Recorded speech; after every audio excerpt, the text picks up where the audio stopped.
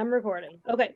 So I'm going to introduce Sandy and Tovah, and then I'm going to hand it over to them to share some of their knowledge with us.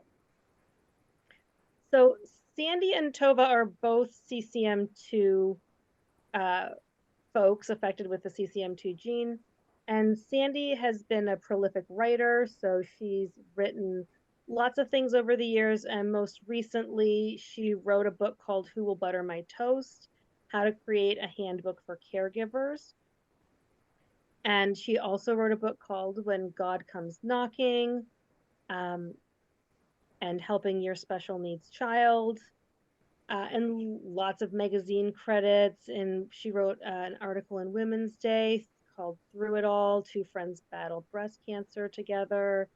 And in Hartford Magazine, an article called Kids Making a Difference. So you can look up Sandy Tovray Greenberg and you will find all kinds of things she's written. And then Tovah Segelman Spring is the founder of Tovah Yoga, based in Union County, New Jersey. Tovah teaches outdoor fitness and yoga classes and is a health and wellness counselor. He's passionate about helping others and inspiring people to be their best and feel their best by providing support and accountability to help people achieve their individual health and wellness goals. She loves teaching about nutrition, mindfulness, meditation, and gratitude as part of daily lifestyle habits. In addition to working in the world of wellness, Tovah is a certified speech language pathologist and literacy specialist. She loves working with her students of all different ages and abilities to teach them to read, write, and communicate. And the newest role in Tovah's life is being a mom to her 18-month-old identical twin boys, Caleb and Caden, who are absolutely adorable. I love watching them grow up on the Facebook. Tovah first connected with the Alliance in 2018 when she was beginning her fertility journey and found out that she has CCM2, the Ashkenazi founder mutation. Her sister Raina has a cavernous malformation, which led Tovah to the additional genetic testing and connecting with the Alliance for education and support. I'm going to hand it over to you two to take it away. Thanks so much, Darlene. Thanks so much for having us here tonight, and it's nice to meet everybody virtually. I'm gonna, first of all, I just want to make sure everyone can hear us okay. Thumbs up. We're good? Okay. I am going to just do a quick screen share. I have a few slides that we just wanted to share with everybody. And another thumbs up. Everybody can see that? Yep. Awesome. Thank you so much. So we are here tonight. It's a caregiver Zoom call. So welcome everybody. This was something that the Alliance had done a while ago about warriors and angioma warriors. So we had put this collage together, and so I just wanted to share it again. So you know a little bit about our story and our background. So the top left picture is my sister, Raina. We all have CCM2, the Ashkenazi founder mutation, as Darla mentioned. And Raina had her first bleed when she was 3 years old, and she is now 42. I forget how old I am, so I have to think about how old she is. And then my mom in the middle is our CCM2 warrior mom, who is a forever mom, taking care of my sister and me as well. And then there's me in the top right corner. I'm a yoga teacher, and as Darla mentioned, we found out about this mutation when I was starting my fertility journey. And if anybody ever has questions about navigating fertility with a known genetic mutation, I'm more than happy to talk with you about that. So just some pictures of us along the bottom growing up. And as Darla mentioned, these are my twins. I can't go without showing them off. Caleb and Caden just turned 18 months old, so they are little miracles. We were able to go through our fertility treatments, navigate the genetic mutation with the help of our fertility doctor. And the bottom left was when Caleb and Caden got to meet my sister for the first time, which was really, really special. And we love that Auntie Raina gets to spend time with her nephews. So I'm going to pass it off to my mom, and she's going to share a little bit about her book.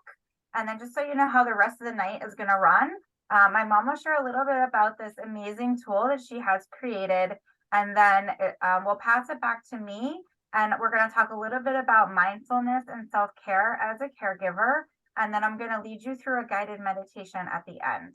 So I hope that everyone can stay for the whole time, because it's such a gift that you can give yourself to take 10 minutes just to close your eyes and breathe. And I will walk you through that. So don't feel like you're going to be doing that on your own. So this is my mom's book. And then let me know when you want me to take the screen down so people can see you. No, I guess. Okay. Yeah.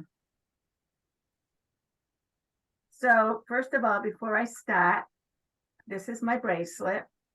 I never take it off. I wear it with my medical alert, and it says Warrior Mom. And Tovah bought it for me when it was the Warrior Mom, and I never ever take it off. When I go swimming, I put something over it to protect the chlorine, and I never ever take it off. And it means the world to me. So when I was pregnant with Tovah 44 years ago, her dad and I went to the pregnancy class, birthing class.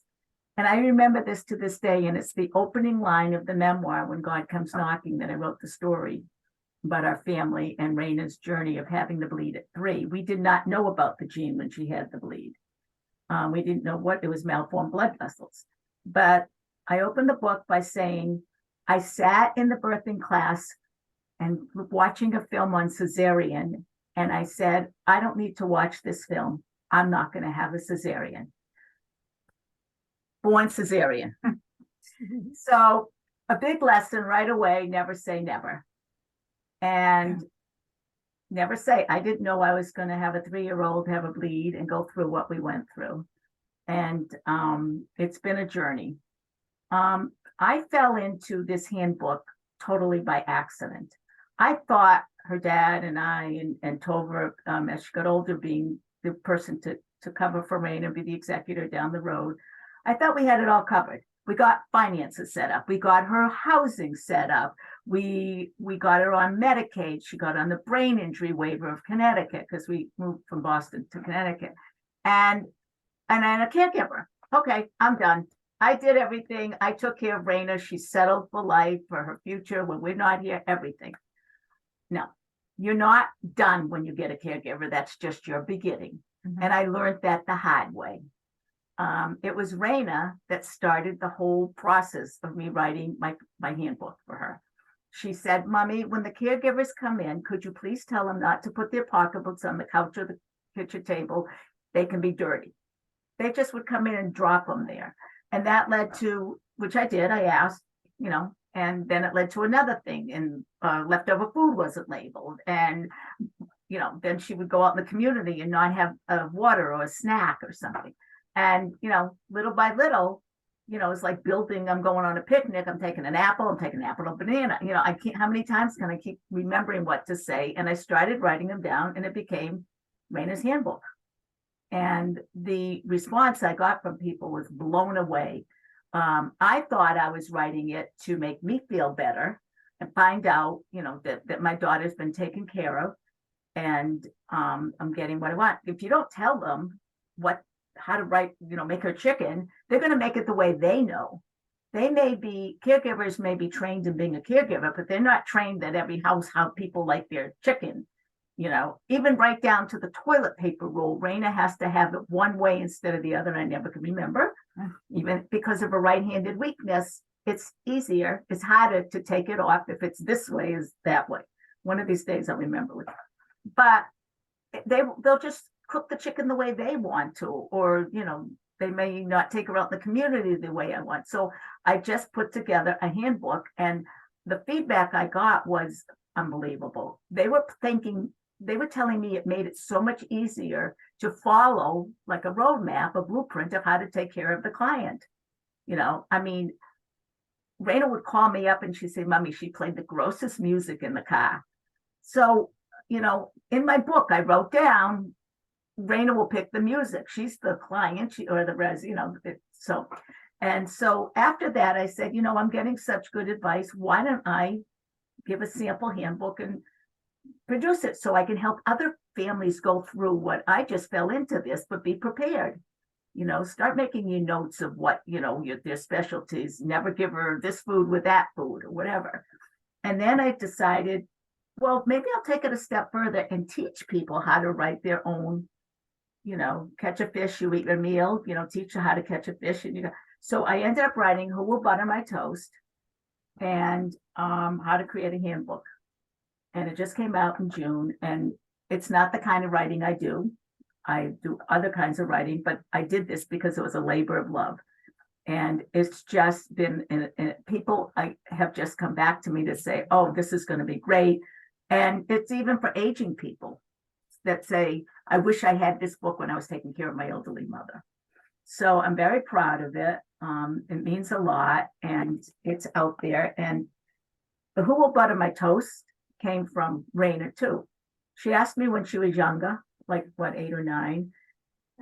And she said, Mommy, I was filing her nails because she couldn't use her right hand and she was young. So I was sitting there filing her nails side by side. And she said, who's going to file my nails when I'm older? And it resonated with me. She wasn't asking about her nails. She was asking who's going to take care of her when she's older. So she wants to know when she's older who's going to butter her toast. And as whether you're a parent of a loved one, a daughter of a loved one with a disability or a brain injury, or a sibling or a friend, you're going to want to know who's going to take care of them. So from a mother's point of view, I want to make sure she's taken care of. So not only did I end up writing a handbook, we had a manager from the agency. So I wrote one that specifically only the manager could do, but not everybody's going to have that. But I also, the big one I want to tell you about is I wrote a handbook called For the Key Family. Whoever is in charge, you pick a key family to be the central person. And in my case, it's me, and it's going to be Tovah. So maybe Tovah knows everything inside out about Raina, but she doesn't know some of the things that were going on when she lived in an apartment. So all I can tell you about this is just be prepared for the unprepared, whatever you can. Mine came from mistakes, and and I would tell people, I take the mistakes and I almost not welcome them, but if they happen, they happen, and I turn them into positives. When we went to Tovah's wedding, I had hired somebody to be with Raina down there, and she calls me up in my hotel room and she says, where are the gloves to do something for Raina? She had an eye treatment, we put in gloves, and I never packed gloves. I had a list. I had a list of everything you need. I was so organized, and I never put gloves because most of the time she would go to her dad in Florida, and he lives in Florida, and he has gloves. So I turned to luckily somebody there had gloves, and I just turned it into a positive and I put it in the handbook.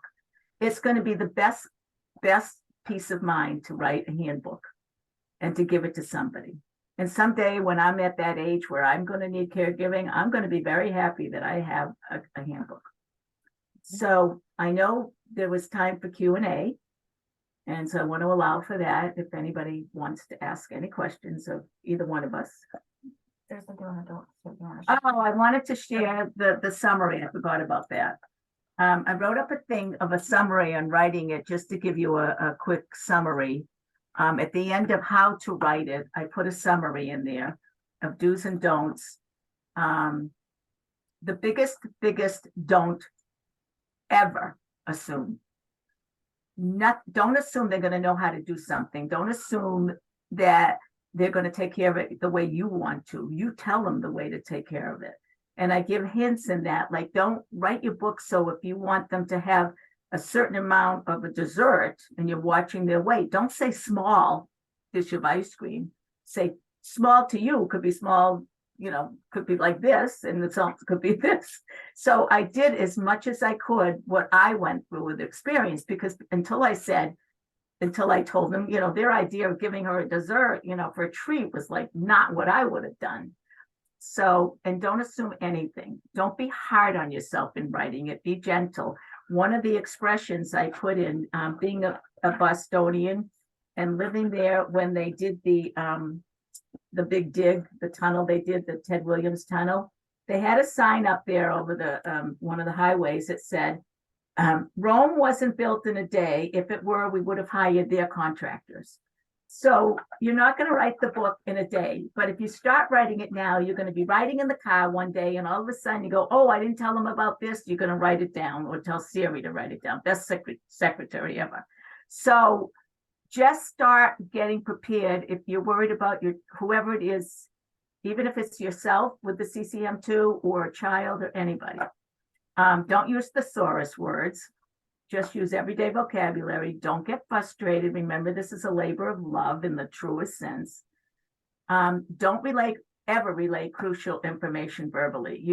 Put it down and get them to sign it, because that shows that they heard. They'll say, I didn't know that. You didn't tell me that. Yes, I did tell you that. And this is some more under that. Let's go to the do's. Do write a follow-up email if for any reason you have to relay it verbally unexpectedly. Reach out for family, friends, professional caregivers, lead caregivers, loved one, even your loved one. Raina contributed to the book. She told me things and I put them in the book. Put information in more than one chapter. You're going to have overlap. Something in the kitchen could also be something under medical or going out in the community. Be detailed but not wordy. Be strong but not demanding. Be clear. Be specific what you're asking. If you mean you must do this, don't say you should do this. Don't say maybe, say definitely. But be very specific what you're asking. Do use short sentences. Avoid essay style, free form writing for communications. First of all, there were so many times I couldn't even read their writing. Even some people that would initial things, I couldn't even read the initials sometimes. I made up a ton of forms to keep things, more organized. Bullet points are great. Organized to subtopics. Is it going out in the community? Is it for social? Is it for medical? Is it for, going out for an appointment? Not medical, a meeting. And you can have subtopics. Do accept that perfection, while preferred, isn't always a reality. Aim for safe and happy. There's always more. My editors have always said, you come to a point where it's there and it's good. I try to turn, like I said, hiccups into opportunities. And do always remember, this is your handbook to take care of your loved one. And those are important things. And I talk about all of these in the book. So thank you for listening. If you have any questions, I'm here. I have a question, of course. How do you know how much? I mean, like the way you cut the pancakes, like how do you know when you can't possibly put everything in a book, right? So it's as things come up, or it has to be endless. Well, I think you have to put your priorities of what's more important to you. For me, cutting, maybe your loved one has a certain way that will get upset if they're not cut that way, or it's better to eat them that way, maybe for digestion in small pieces. So then that's crucial. But if it's a preference, you can still put it in there, but you don't want to. One of my editors had me take stories out of the guidebook. She said, don't tell the reason why, just do it. And I'm not sure to this day if I agree with it, because sometimes if you hear the anecdote of how it happened, you'll remember it better. But I didn't. And I just told them, like a guidebook, what to do, That's a very good question. Where do you stop? Where do you draw the line? And where do you look like you're not being, you're being a boss, like they're the caregivers, they're taking over for you. And it's very scary.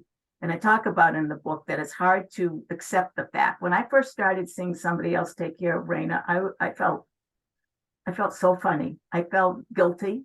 I felt weird. Somebody else is taking care, but she's an adult now. When she came back to live in her own apartment, she couldn't live alone.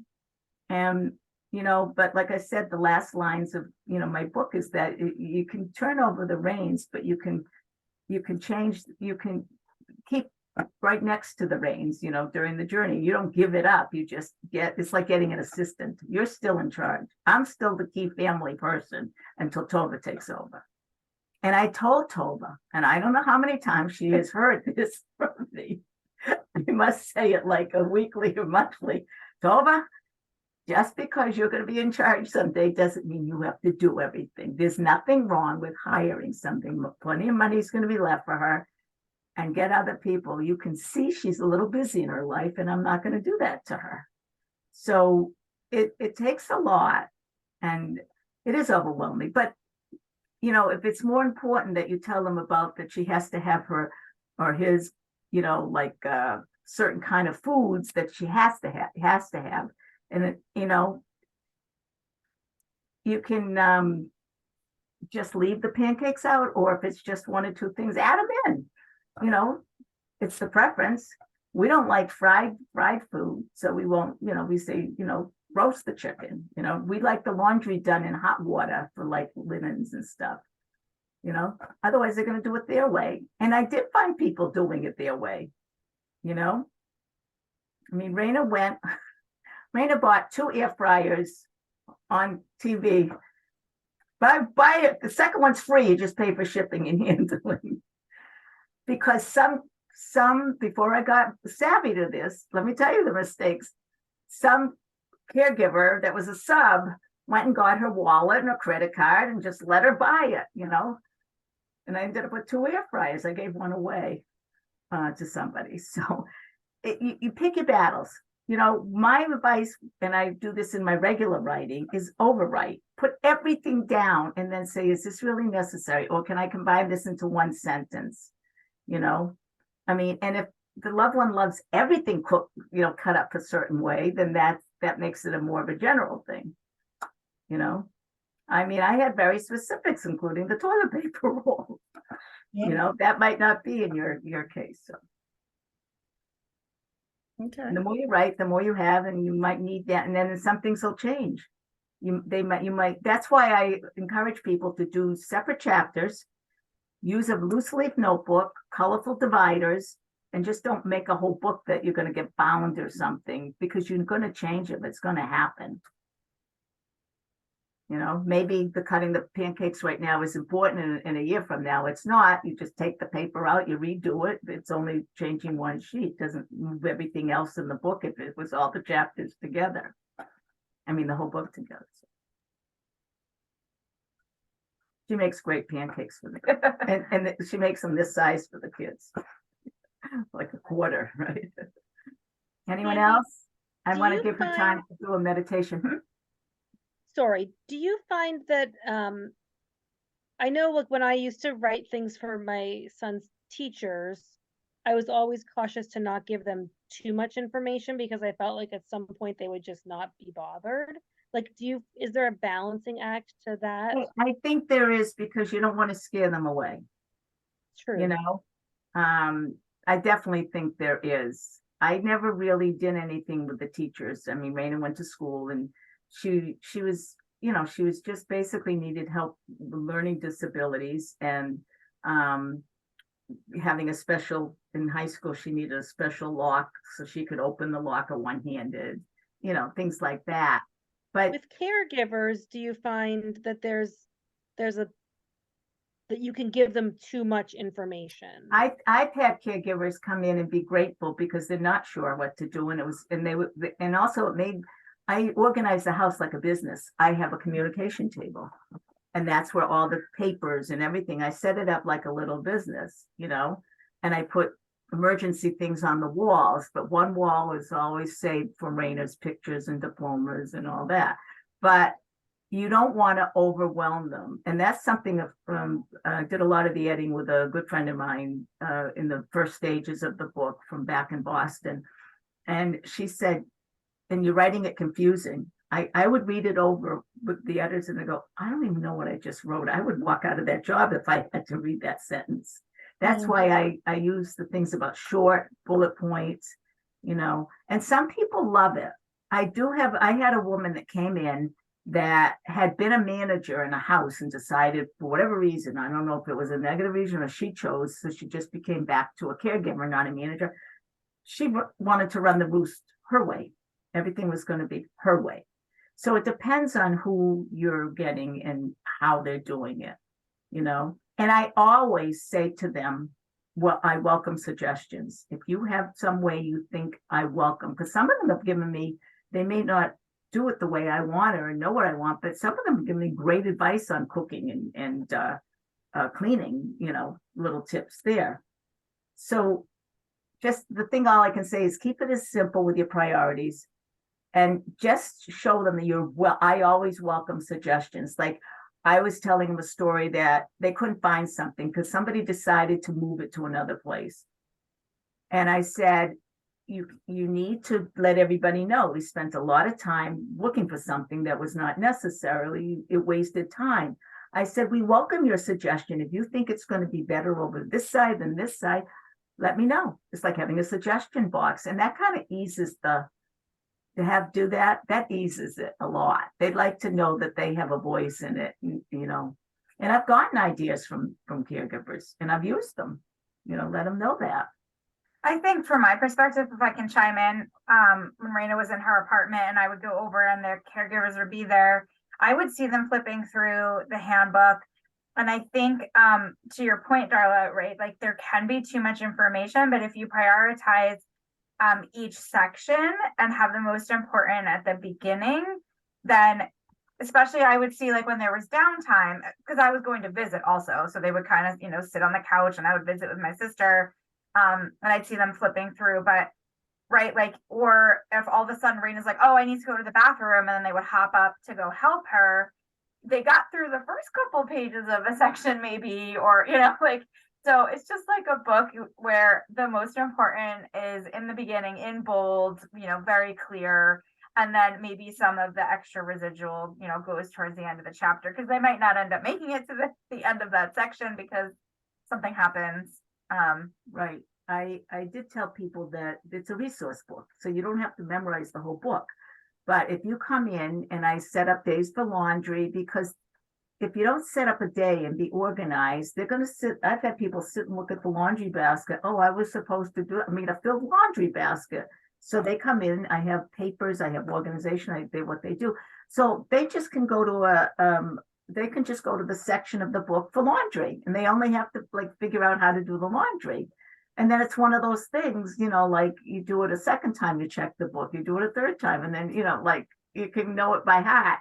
So I tell them they don't have to know everything all at once. I want them to read it, but don't worry about it. You can go back like an encyclopedia, you check what you need, I have a table of contents, and I'd say where things are. I had chapters by number and subdivisions by letters, under the thing, like going in the community, there's getting in the car, I would set up papers that were filled out in advance, because you get a sub in, they got to rush it to appointment, and I would get phone calls like, where is it, where do you go, what, everything. So I made a paper that it's there, so if you get a sub that day, you just take the paper. It's such a great idea. I mean, really, it must have made your life so, as a mother, I can imagine, just put you at ease a little bit. Like at least I wrote it down. Somebody could find out if they couldn't get a hold of me how to do something. So Right. I commend you, and I think that's such a great idea. Thank you. Yeah, it came out of a lot of mistakes, a lot of trial and error, and not really being prepared. Nobody said, oh, you better give them a guidebook. And I had a sub once that I got the best compliments of the whole entire process. Best one.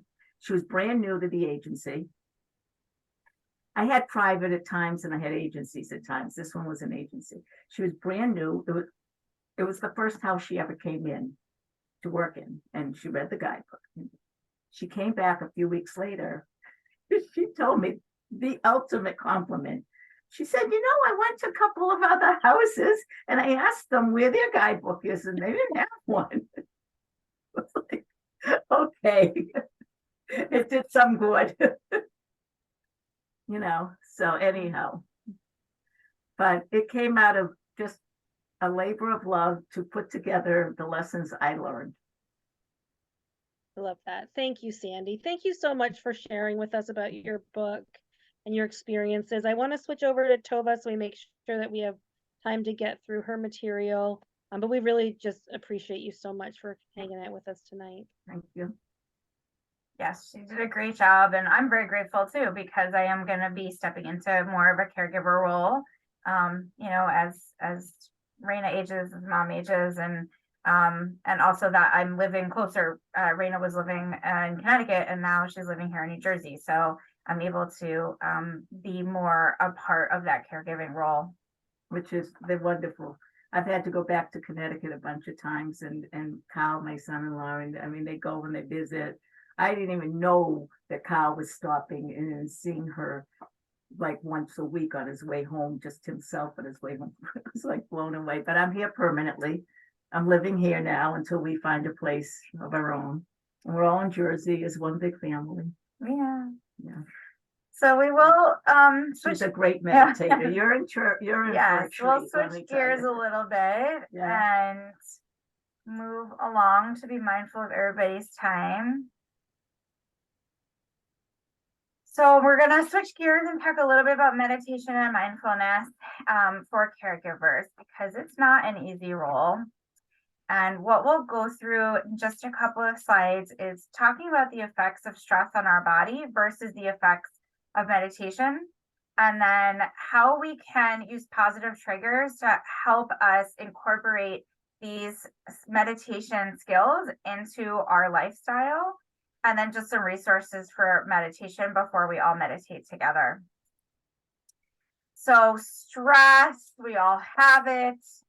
You can, if you want to share in the chat box, what are some causes of stress for you, or just in your mind, kind of run through like, where is all my stress even coming from, right? To try and identify it and name it and recognize it, because sometimes we just feel overwhelmed and we don't even really know why. I can tell you, as my new role as a mom of 2 toddlers, there's definitely days where I'm like, I don't know what's happening. And there's so much to do and so much to take care of. And I have to just stop and pause and, you know, figure out what is causing me the most stress and what I can do to help alleviate it. But stress does affect our body. It affects all different organs, our brain, our skin, our joints and muscles, our immune system, our gut in particular. I tell people all the time that my stomach is the window to my soul, because when I am stressed out, my stomach is upset, right? I'm running to the bathroom, or I'm eating too much, or I'm not eating enough, depending on what's happening. So all of these negative effects of stress do impact us, and then we struggle to take care of ourselves and take care of our loved ones because we don't feel good, or we're getting sick too often, or we're running to the bathroom too often. But on the flip side of that, on the flip side of that is how meditation affects our body, and why we're going to take the time tonight to meditate together, because it helps normalize our blood pressure. It decreases our muscle tension and pain. It helps to improve that digestion, so we're not having an upset stomach. It reduces our own anxieties and depression. It helps our mind stay more focused and concentrated. So I want to talk about positive triggers really quickly.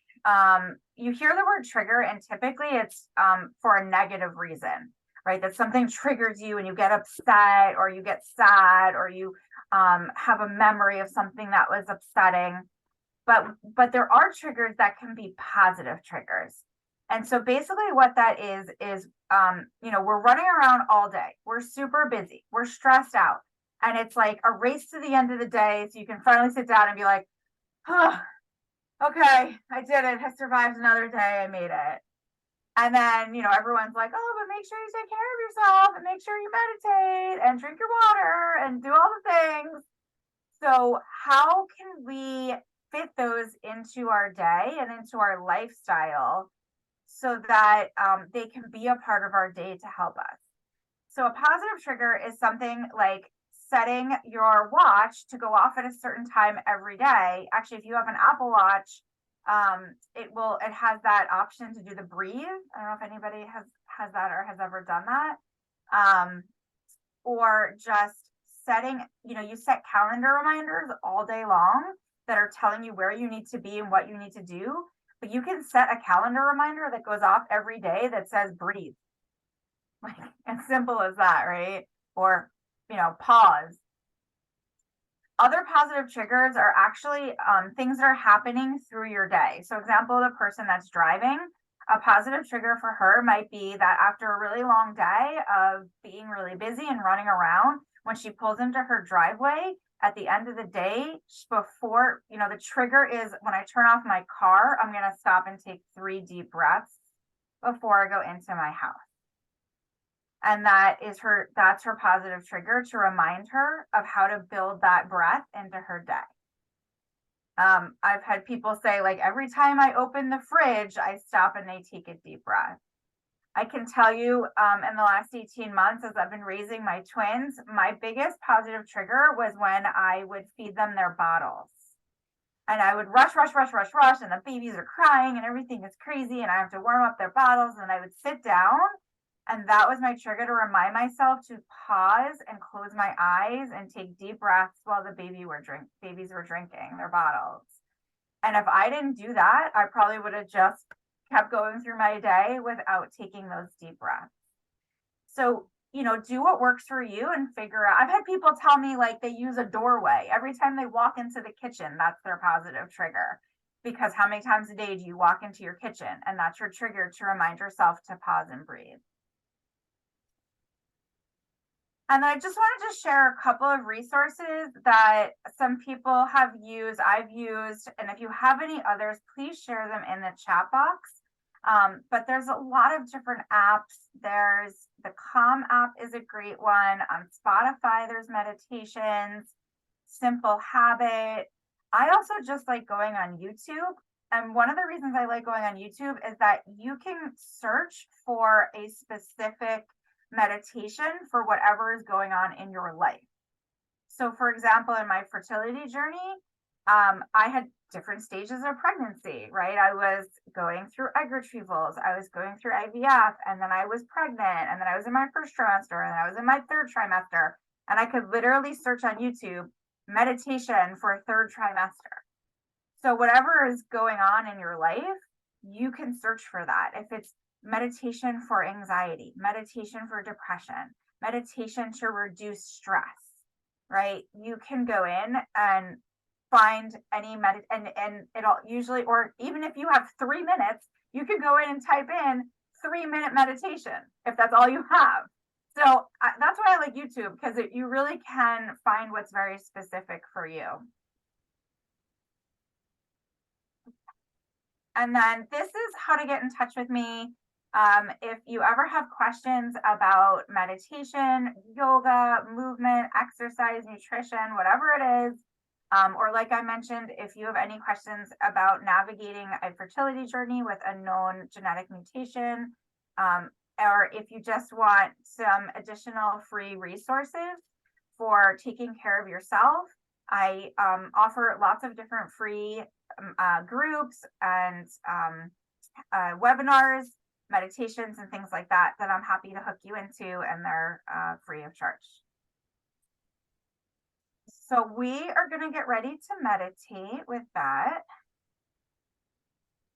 I'm going to stop my share. I'm actually just going to pop my AirPod in so that I feel like I'm shouting to the speaker, and I want to be a little bit more quiet.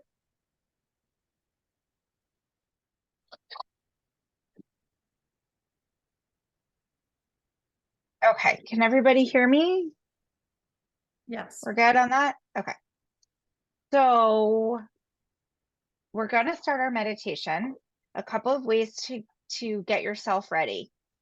If anybody else is in your house and you think that they're going to bother you for the next 10 minutes, let them know that you're taking some me time, and that please don't come tap on your shoulder or text you or open the door or whatever it is.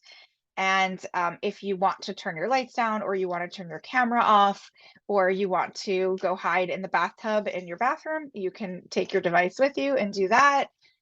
Any way that you will feel the most comfortable. Okay. And also, if you want to turn off any distractions, like an alarm that you have set on your phone, or what was the other thing? Oh, just your phone ringer in general, basically. And then I'm going to walk you through this meditation. Remember that there's no right or wrong way to meditate, and you're not alone. We're here to guide you through that.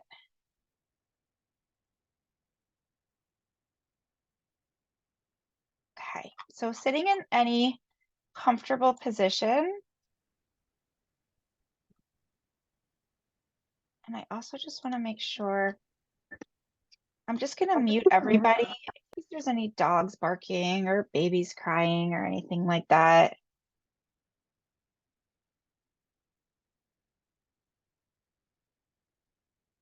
So go ahead and gently close your eyes.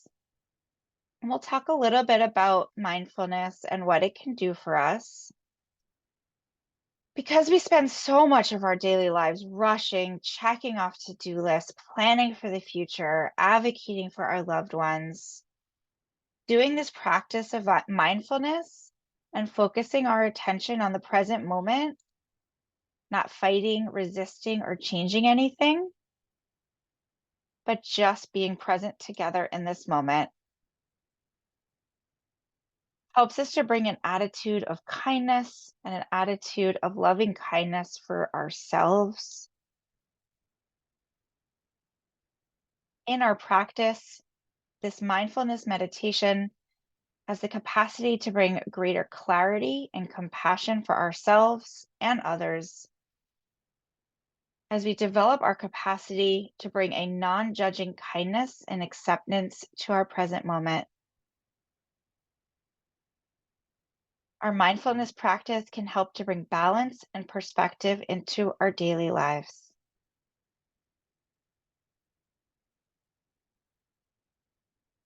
As we practice mindfulness, we'll choose a focus of attention being our breath.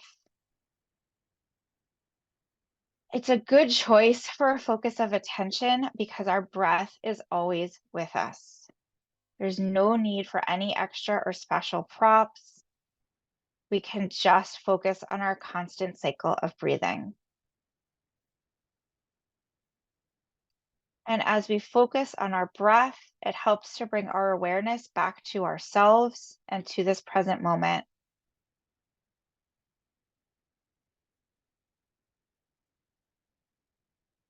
Relaxing your hands either on your laps or your thighs or by your side. Taking a moment to notice the feeling of support for your body against the surface that you are on. Keeping your mouth gently closed, not clenching your jaw. Relaxing your tongue. And breathing through your nose if you are able to.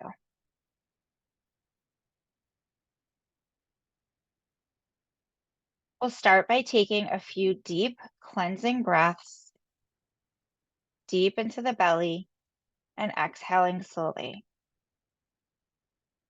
Take an inhale and exhale.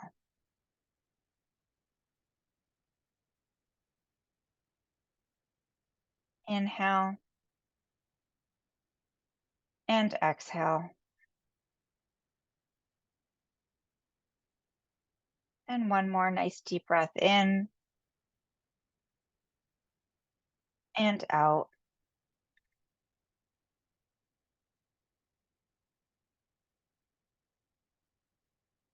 And without trying to control your breath, now just let it fall back to its natural rhythm, the normal rise and fall.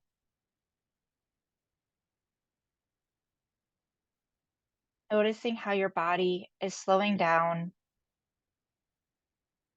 Your heart rate is a little slower. Your breath is a little slower.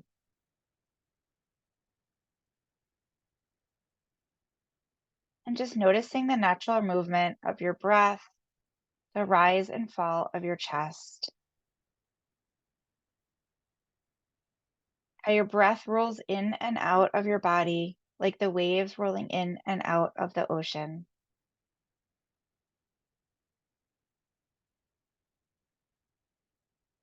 Feeling your lungs expanding, your belly rising, and then the exhale and your breath leaving your body. Your breath knows what to do all on its own. You don't have to force it or control it in any way. Follow your breath lovingly and with attention as you breathe in and out.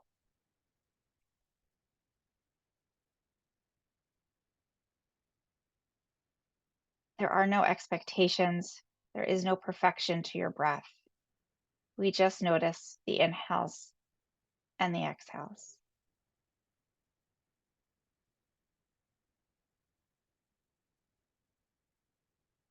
Take the next 3 breaths to just notice the inhale, the exhale, the rise and fall.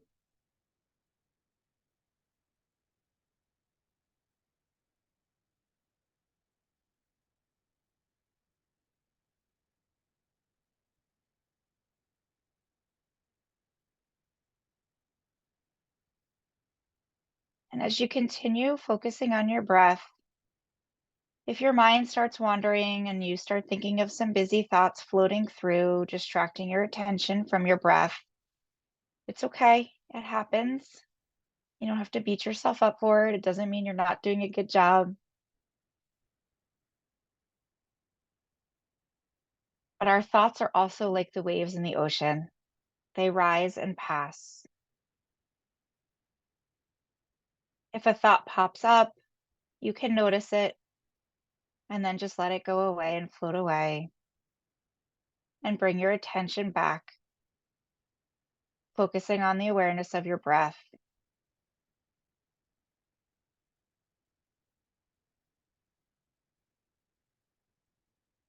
And taking some time to be present in this moment, letting go of any planning and doing.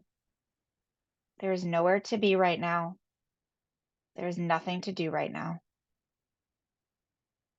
Just for this moment, you can let go and focus on your breath.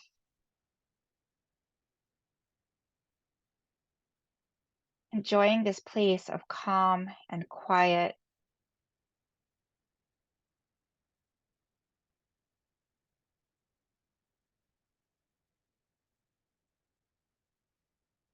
And if you're noticing any feelings, just observe those feelings with kindness and care.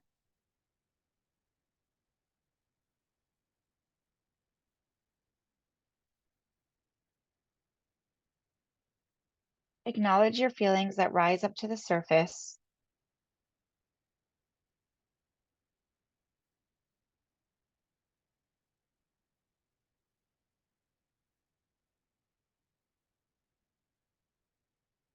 Enjoying this peaceful comfort and the natural rise and fall of your breath.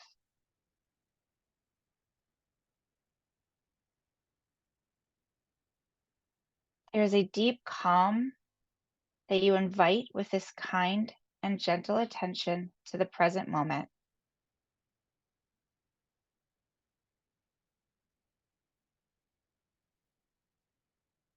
You can always return again and again if you wish to this place of restoration. Your breath is always available for you as a touchstone for your attention to the present. Come back to your breath as a kind and gentle act of self-love.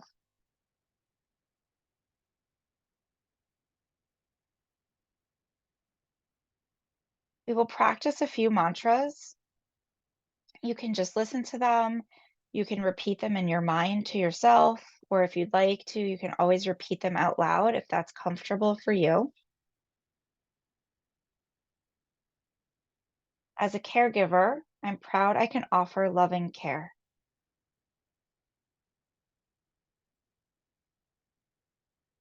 I do the best I can with what I know.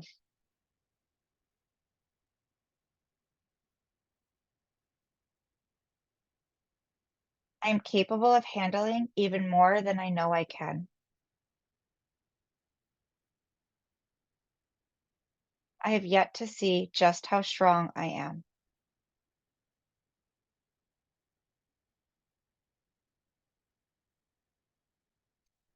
My life may change in unexpected ways, but I'm evolving through them and learning more about myself.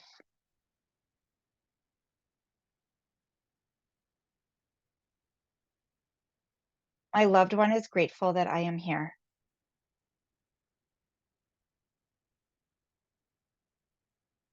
I am not perfect, and that is okay.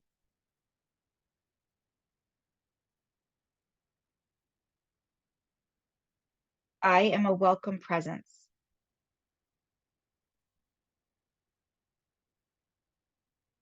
I can always ask for help if it becomes too much.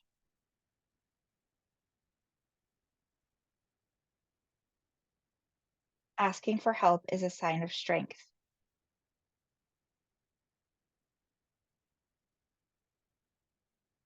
I can take a break if I need one.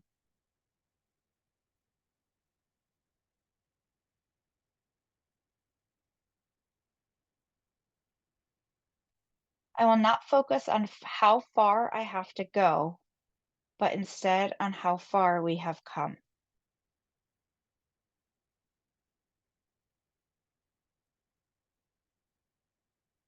I will enjoy the moments we have together.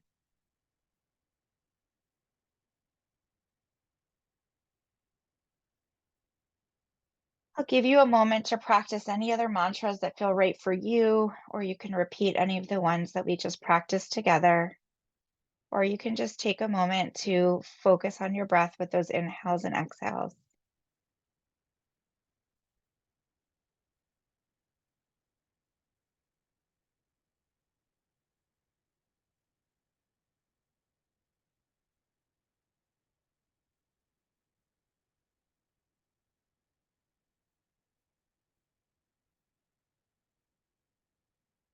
And then taking one more deep breath in and slowly exhaling out.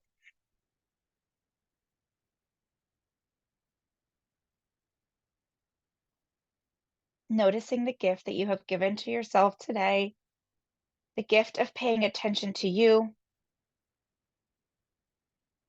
And giving yourself this gift, you are not only caring for you, but you are preserving the gift of yourself that you so generously give when caring for others. I honor you and encourage you to continue to attend with loving kindness to your most vital resource, you. And as we begin to bring our attention back to our surroundings, when you are ready, you can open your eyes. Take your time if you want to roll your head side to side or roll your wrists around, just move your body a little bit, wiggle your fingers or your toes. As our minds and bodies come back into the group and into being together virtually.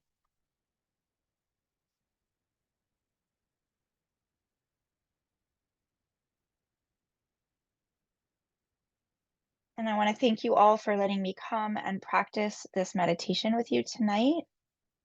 I hope that you can take this calm feeling with you as you continue on through the rest of your night.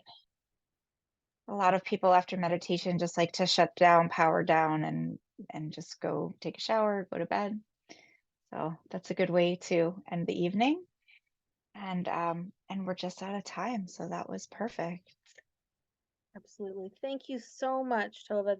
I took a little sleep. Meditation always just right out. That was beautiful. Thank you. Thank you guys. Thank both of you for spending time with us tonight. And for all of you guys joining us, remember to take care of yourselves. You can't pour from an empty cup. So just make sure that you're taking care of yourself so that you can be the caregiver that your loved ones need. And on that note, I'm going to get off of this Zoom and get on the next one because we have support groups starting up and people are probably waiting on us. So thank you guys again. Really appreciate you. Thank you for listening. Thank you, everybody. Have a wonderful night. It's good to Thank see you. you all. Take care. Thank you.